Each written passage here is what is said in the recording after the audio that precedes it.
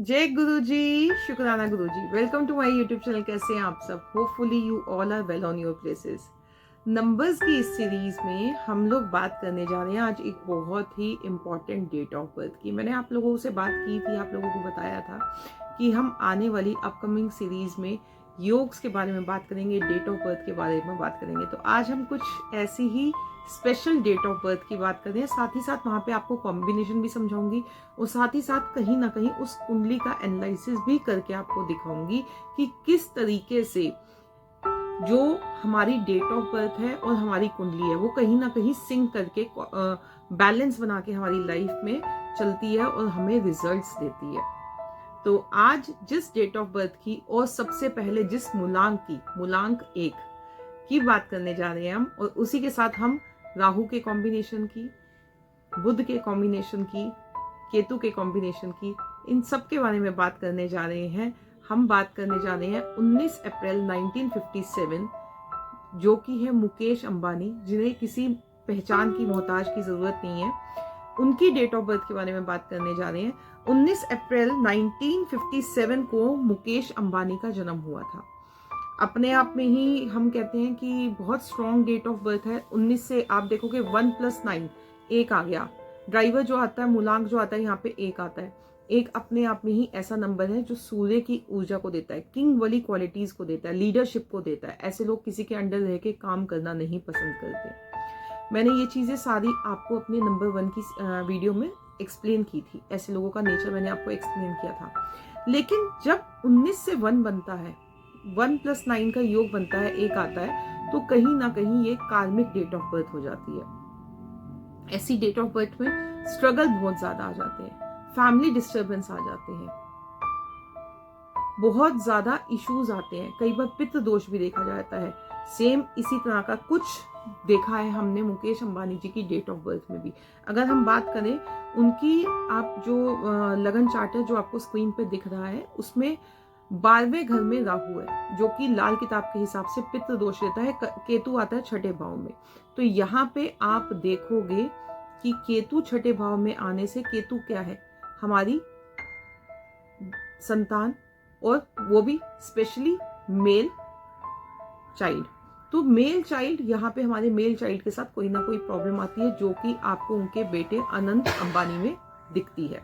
ठीक है, उनकी लाइफ कभी भी बहुत आसान नहीं रही है। इतना पैसा होने के बाद, इतना शोहरत होने के बाद भी कहीं ना कहीं उनके बेटे के साथ हेल्थ इश्यूज रहे ही रहे हैं।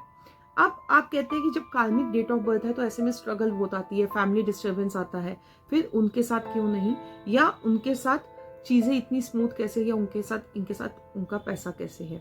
यहाँ पे अगर हम उनकी कुंडली की बात करें तो थोड़ा सा, जिनको भी एस्ट्रोलॉजी आती है, या जो एस्ट्रोलॉजी में इंटरेस्ट रखते हैं, या जो एस्ट्रोलॉजी समझना चाहते हैं, सीखना चाहते हैं, उन सबके लिए देखो, यहाँ पे 6th जो हाउस होता है कुंडली का, जो 6ठा भाव होता है, वो होता है गेन करने का, बहुत सी चीजें गेन करने का। वो होता है कोई भी कंपटीशन को जीतने का।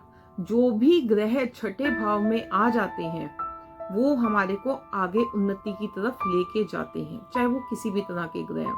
राहु 6ठे घर में बहुत ही अच्छे रिजल्ट्स देता है, ऐसे लोग बहुत बड़े ऑफिसर्स बनते हैं। अब यहाँ पे जो है, आप अगर इनके भाई धीरू भाई अंबानी की बात करोगे, इनके पिताजी धीरू भाई अंबानी की बात करोगे, तो उनकी डेट ऑफ बर्थ है 28/12/1932।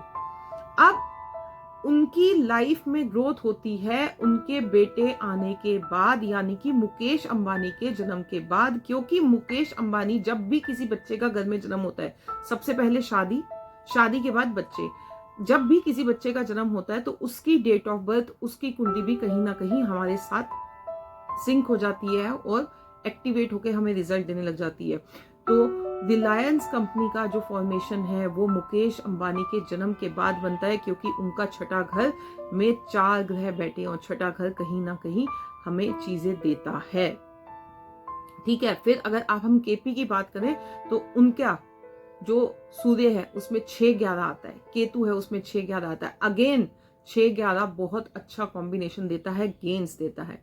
फिर यहाँ पे दूसरी चीज जो आती है, पितृदोष होने के बावजूद, अभी मैं इस चीज को भी आपको क्लैरिफाई करूंगी कि वो क्यों इतना दान पुण्य और इतनी सेवा भाव रखते हैं, ये सारी चीजों पे भी हम आएंगे। जुपिटर जो है उनका, बृहस्पति, वो आता है 10वें भाव में। जुपिटर एक हमारे शास्त्रों में, हमारे वेदों में लिखा गया है कि अगर जुपिटर किसी का भी केंद्र भाव में आ गया है, हालांकि Jupiter 7th house 10th house इतना अच्छा नहीं होता है, ठीक है, लेकिन अगर जुपिटर केंद्र भाव में आ गया है तो कहीं ना कहीं बाकी प्लैनेट्स जो हैं वो हमें इतना बुरा फल नहीं देते हैं, वो शुभ फल ही देंगे। एक वजह ये हो गई। दूसरा आ गया चंद्रमा। चंद्रमा उनका 2nd हाउस में ऑटोमेटिकली बहुत स्ट्रांग है, और चंद्रमा कहीं ना कहीं उनके नवांश में उच्च का है, ठीक है। चंद्रमा उनके चंद्र कुंडली में भी उच्च का है, दोनों में ही लगन के घर में बैठा है। जब और यहां तक कि सिर्फ चंद्रमा नहीं, उनके अगर नवांश में कहूं तो सूर्य भी 11वें गेन के घर में आता है। जब सूर्य गेन के घर में आता है तो हमें ऑटोमेटिकली फाइनेंसेस का गेन होता है, पैसे का गेन होता है। सूर्य से हम करियर देखते हैं। नवांश में यहाँ तक कि शनि भी उनका 7वें में है, और जुपिटर केतु का कॉम्बिनेशन अगेन 6th में आ जाता है, जो गॉड ब्लेसिंग्स है, बैठे बिठाए चीजें भगवान अपने पास ला के देता है।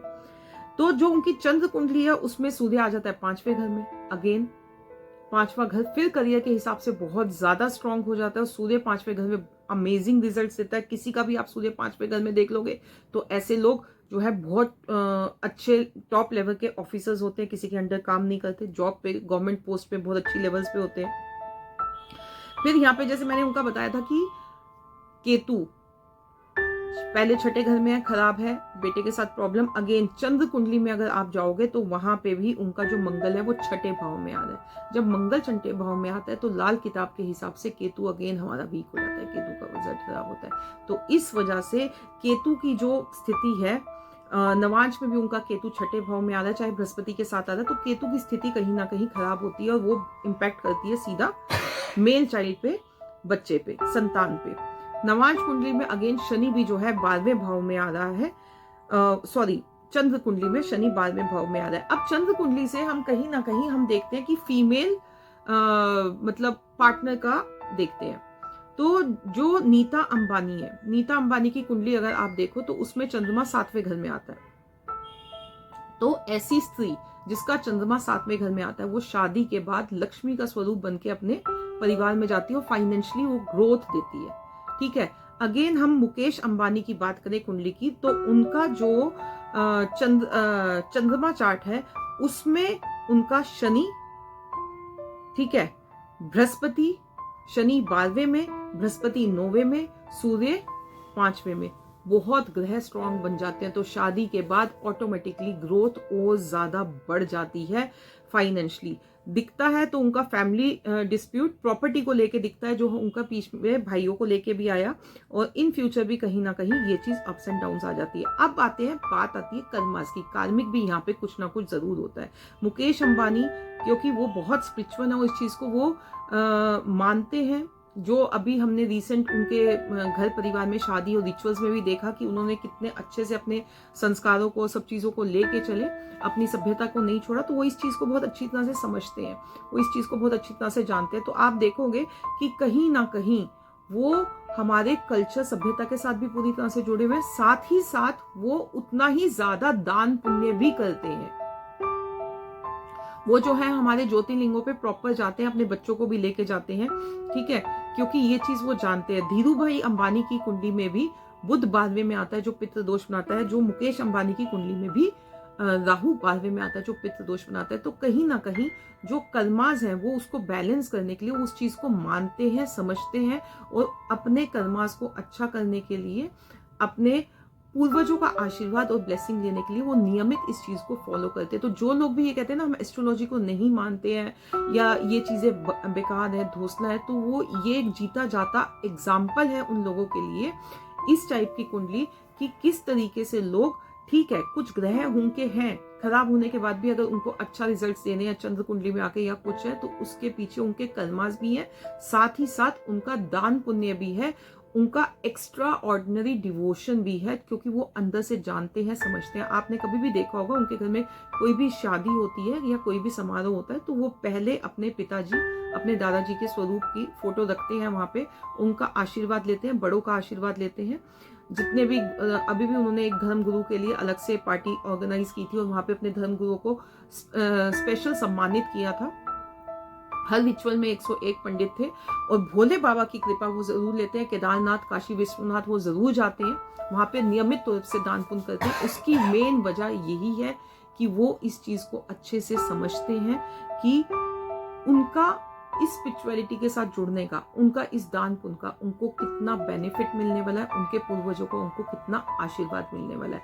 तो कभी भी हमारी कुंडली में कोई ऐसे योग होते हैं तो हमें उनसे घबराना नहीं चाहिए, बल्कि हमें अपने कर्मास करते हुए अपने रिचुअल्स को मानना चाहिए और कहीं ना कहीं जिस हिसाब से भगवान आपको जिस रेशियो में दे उसका कुछ % आपको दान पुण्य में जरूर निकालना चाहिए।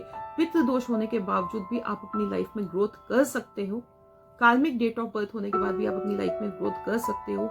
इसका जीता जागता एग्जाम्पल कहीं ना कहीं मुकेश अंबानी है। ठीक है, तो होपफुली आपको ये वीडियो यूजफुल लगी होगी, समझ में आई होगी।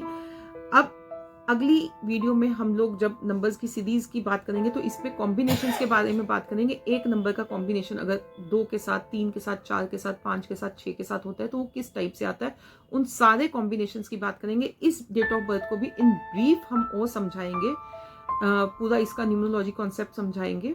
अगर ये वीडियो अच्छी लगी हो तो मैक्सिमम लोगों के साथ शेयर कीजिएगा, कमेंट कीजिएगा। नेक्स्ट वीडियो में फिर